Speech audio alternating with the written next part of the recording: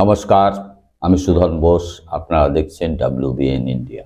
এই যে কিছুদিন আগে শীতকালীন অধিবেশন চলল দুই কক্ষে, লোকসভা এবং রাজ্যসভাতে, আমরা কি দেখতে পেয়েছিলাম? বেশ কিছু বিরোধী সাংসদ সেখানে স্পেন্ড হয়েছিলেন। এটা ছিল জরুরি এক শীতকালীন অধিবেশন। এখানে কি হয়েছিল জানেন? সেখানে বিশেষ কয়েকটা বিল পাস করাবার ছিল। এবছরই জানেন যে লোকসভা নির্বাচন আসছে, তার আগে এই বিল পাস করিয়ে নিতে বদ্ধপরিকর ছিল বিজেপি সরকার। এই বিল পাসে কি আছে? বেশ কিছু কড়া আইন বলবৎ করেছেন, তারা আইন পাস করিয়েছেন। কিন্তু কড়া আইন ভালো, কিন্তু সেটা যদি ঠিক পথে পরিচালিত হয়, ঠিক জায়গায় ব্যবহৃত হয়, যদি তা না হয় তাহলে কড়া আইন আরো খারাপ হয় সাধারণ মানুষের পক্ষে। দেশের যে নির্বাচন কমিশন আছে, তার যে কমিটি, সেই কমিটি থেকে অদ্ভুতভাবে দেখা গেল সুপ্রিম কোর্টের প্রধান বিচারপতিকে বাদ দেওয়া হলো। এটা কারণটা কি? নিরপেক্ষ লোককে বাদ দেওয়া হলো, তার মানে নির্বাচন কমিশনটাকেও কি কুক্ষিগত করবার জায়গায় পৌঁছলো বিজেপি সরকার। এরই মধ্যে কতগুলো মামলা কিন্তু সুপ্রিম কোর্টে চলছে। সেগুলো কি? একটা একটা করে শুনুন। সেই মামলা দুটো শুনানি শেষ হয়ে গেছে, রায়দান হয়নি, আর আরেকটা মামলা চলছে। আশা করা যাচ্ছে যে নির্বাচনের আগেই হয়তো মামলার রায় ঘোষণা হবে। সেই রায় যদি ঘোষণা হয় তবে কিন্তু এত সহজেই এই বিজেপি সরকার এখানে ইসবার 400 পার, এটা হওয়ার কথা নয়। কারণ অভিযোগ তাদের বিরুদ্ধে অনেকগুলোই আছে, সেই ক্ষেত্রেই মামলা হয়েছে। যে কোনো মানুষ যেমন গণতান্ত্রিক উপায়ে এই মামলা করতে পারে, তাই হয়েছে জনস্বার্থ মামলা। এই জনস্বার্থ মামলার 1 নম্বর মামলা হচ্ছে কি? Electoral bond.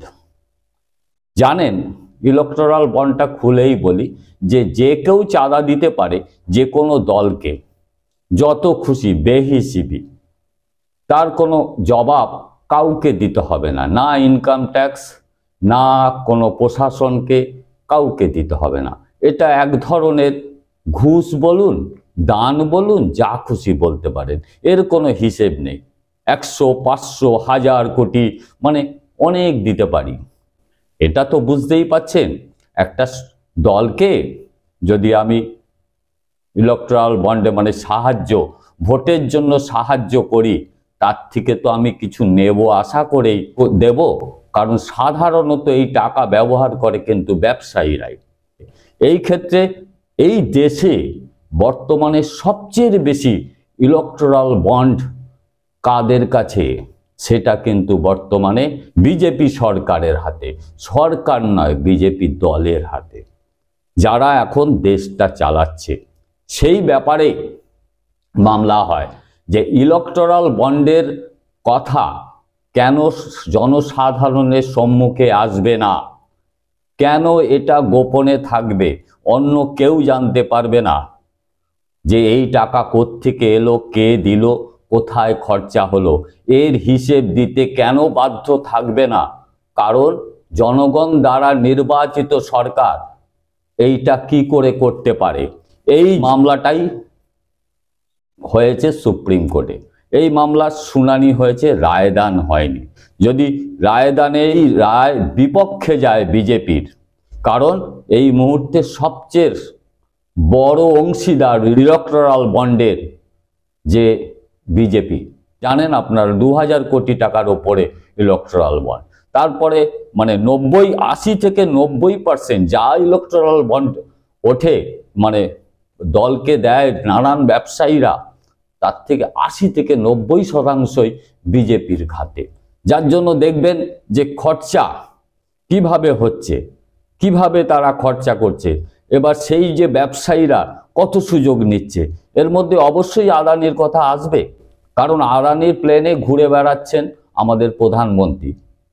তা আদানি যদি ইলেকটোরাল বন্ড দেয়, অনেকটা দাদনের মতন, যে দাদন দিয়েছেন তাকে তো সুযোগ দিতেই হবে। ওইখান থেকেই কিন্তু অনুমান এসছে এবং সন্দেহ এসছে, ওখান থেকেই অভিযোগ এসছে। তবে কি এই ইলেকটোরাল বন্ড দিয়ে আদানি সব সুযোগ সুবিধা নিচ্ছে? এইখানেই কিন্তু কথাটা উঠেছে, এইখান থেকেই। এবার কি দেখছি যে অন্যান্য যে দলগুলো আছে তারাও অসুবিধায় পড়বে, তারাও সেইটা করছে, কিন্তু পরিমাণটা তাদের অনেক কম। তার মানে অসুবিধায় সবচেয়ে বেশি কে পড়বে? এই মুহূর্তে কেন্দ্রীয় যে সরকারের চালাচ্ছে যে বিজেপি সবচেয়ে বেশি অসুবিধা হবে। তার পরবর্তীকালে আরেকটা মামলা আছে। কি মামলা?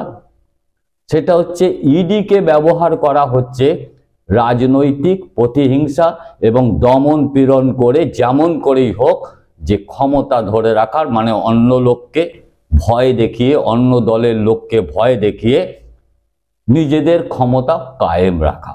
এটা অভিযোগ হচ্ছে, জানেন আপনারা, বিরোধী দলগুলো ক্রমশই এটা বলে চলেছে। কারণ আমরাও এটাও দেখতে পাচ্ছি, সত্যি তো বিরোধী রাজ্যগুলোতেই ইডি সিবিআই এর দৌরাত্ম্য সবচেয়ে বেশি। সেখানে ইডিকে এমন ক্ষমতা দেওয়া হয়েছে, তারা যে কোনোভাবে যাকে খুশি যখন খুশি ধরতে পারে, যখন খুশি আটকাতে পারে, যা খুশি করতে পারে। এই যে ক্ষমতাটা দিয়ে রাখা হয়েছে, সেটা কি সত্যি ভালো? ইডিকে ব্যবহার করা ততই সোজা হয়ে গেছে বর্তমান কেন্দ্রীয় সরকারের। কারণ যে অভিযোগটা যে সম্পূর্ণ মিথ্যে নয়, তার একটা প্রমাণ আপনাদের বলি। কারণ সেইখানটা চোখ দিলেই আপনারা বুঝতে পারবেন সত্যি কি সবটাই অভিযোগ, রাজনৈতিকভাবে ইচ্ছাকৃতভাবেই চাপ সৃষ্টি করা। অভিযোগটা করছে কারা? বিরোধীরা। এখানে কোথায়? আপনারা দেখুন, আসামের মুখ্যমন্ত্রী কি করতেন? কংগ্রেস পার্টি করতেন তো, হেমন্ত বিশ্ব শর্মা। তিনি যখন কংগ্রেসে ছিলেন তার বিরুদ্ধে সিবিআই হচ্ছিল তো, ইডি তদন্ত চলছিল তো। তারপরে যেই উনি বিজেপিতে গেলেন, আর কোনো কথা নেই। আমাদের রাজ্যে বর্তমান বিরোধী দলনেতা শুভেন্দু অধিকারী যখন তৃণমূলে ছিলেন, তখন সিবিআই তাকে ডেকেছিল, ইডি ডেকেছিল, ইডির খাতায় তার নাম ছিল। অথচ তিনি যেই বিজেপিতে গেছেন, আজ পর্যন্ত সেই জায়গাটা কিন্তু আর আসেনি। শুভেন্দু অধিকারী যেটা করেছিলেন সেটা আমাদের চোখের সামনেই হয়েছে। টাকা, এই পার্থ চ্যাটার্জিও টাকা মোটামুটি চোখের সামনেই হয়েছে। একই তো অপরাধ। সেই অপরাধে দেখুন বিজেপিতে যাওয়ার পর তার আর কোনো খোঁজ খবর নেই। সেই অভিযোগটা যে বিরোধী দলগুলো করছে, সেটা কি খুব অন্যায় করছে? আমার মনে হচ্ছে না। কোথাও একটা ব্যাপার আছে যে ইডিকে ব্যবহার করা হয়তো হচ্ছে যে রাজনৈতিক চাপ রেখে, নয় তুমি আমার দলে আসো, আর নয়তো বসে যাও, নয়তো জেলে যাও, আমাকে ক্ষমতা রাখতেই হবে। এটা কিন্তু মানুষ এটা চিন্তা করছে, মানুষ এটা ভাবছে। কেনই বা এই রকম হচ্ছে? শুধু একমাত্র বিজেপি রাজ্যগুলোতেই কেন এই ব্যবস্থা? এই রকম সাংঘাতিক ইডি সিবিআই রোজই যাচ্ছে আসছে, কিন্তু শেষ পর্যন্ত কতদূর গিয়ে পৌঁছবে সেটা জানা নেই। তার মানে কি বিজেপি শাসিত যে রাজ্যগুলো আছে সেখানে কিছুই ঘটছে না?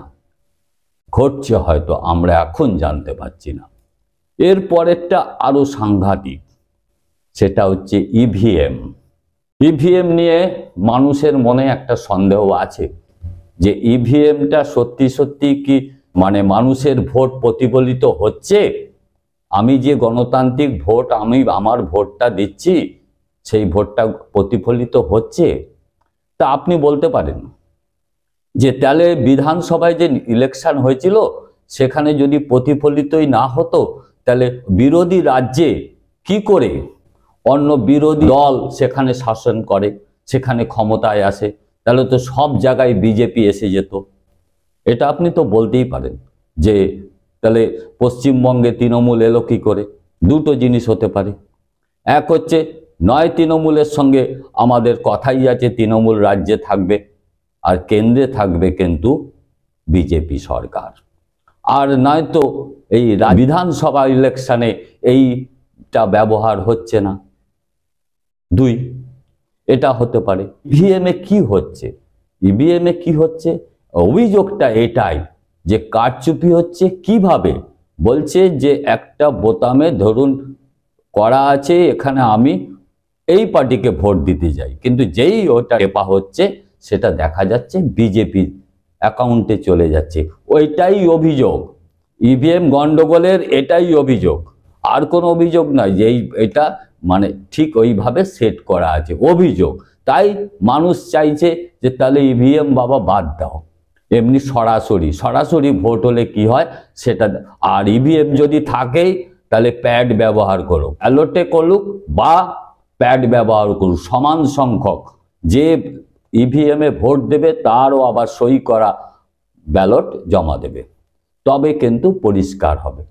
সেই ক্ষেত্রে মামলা হয়েছে। ও এর সত্যতা নিয়ে এর ওপর অবিশ্বাস, মানুষের অবিশ্বাস, তার থেকেও মামলা হয়েছে, জনস্বার্থ মামলা হয়েছে।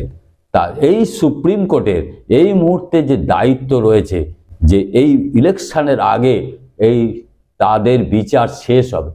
দুটো বিচার আপাতত শেষ হলেও, শুনানি শেষ হলেও রায় দেয়নি।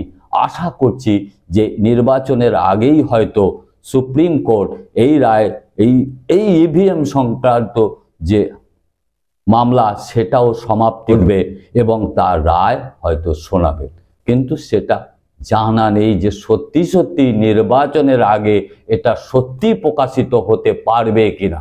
সুপ্রিম কোর্টের প্রধান বিচারপতি DY চন্দ্রচূড় এবং সমস্ত মিলিয়ে 5 জন বিচারপতির বেঞ্চে এইটা বিচার হচ্ছে। সুতরাং রায় আশা করব সঠিক বেরোবে, যে রায় জনসাধারণের উপকার করবে, কোনো ধোঁকাবাজির মধ্যে পড়বে না। মানুষ কোনো ধোঁকাবাজিতে পছন্দ করে না। মানুষ চায় সত্যিকারের সত্যটা সত্যের কাছে আসুক, সঠিকই হোক, সেই দিকে মানুষ তাকিয়ে থাকছে। এই 3টে মামলা আগামী দিন বিজেপির যে জয় এবং পরাজয় অনেকটাই নির্ভর করবে। যদি এই মামলার রায় এই সরকারের বিরুদ্ধে যায় তবে হয়তো বিজেপি অনেক বেশি বিপদে পড়বে।